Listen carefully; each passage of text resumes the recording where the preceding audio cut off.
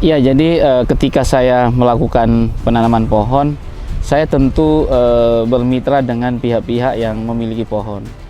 Jadi saya bersurat ke BPDAS Berantas Sampean, saya bersurat ke Pemkot Malang, kemudian saya bersurat ke PT Astra International Tbk untuk memberikan dukungan. Selain itu saya juga meminta dari beberapa donatur. Seperti ada satu donatur yang sangat rutin memberikan bibit pohon ke saya, itu komunitas pagar alam, dan satu namanya Bu Husen.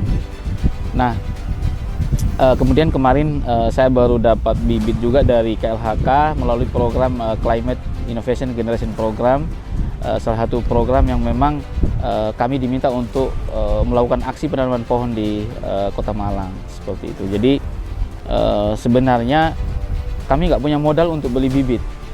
Kami hanya bisa bagaimana mengakomodir tokoh-tokoh yang memiliki semangat juang yang sama, sehingga di situ saya meminta pohon.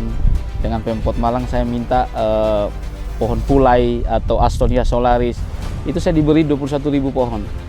PT Astra saya diberi 1.000 bibit tanaman buah langka Nusantara yang ada di lokasi ini yang Bapak Ibu lihat. Nah, kemudian dari BPDAS Berantas Sampean, Kemlagi Mojokerto, itu saya beri tanaman keras dan tanaman buah.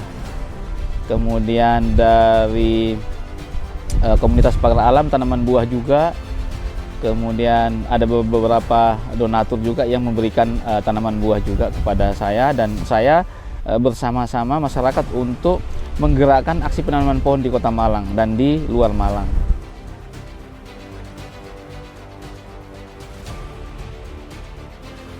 Ya, jadi tantangan yang saya hadapi, satu, birokrasi. Jadi gini, ketika saya sudah mendapat bibit pohon, saya kan nggak punya lahan, kami kan nggak punya lahan.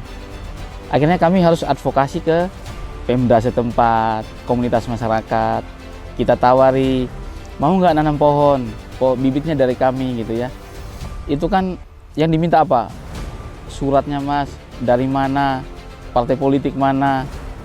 Jadi dihubung-hubungkan. Padahal ini nanam pohon loh ya, nanam pohon.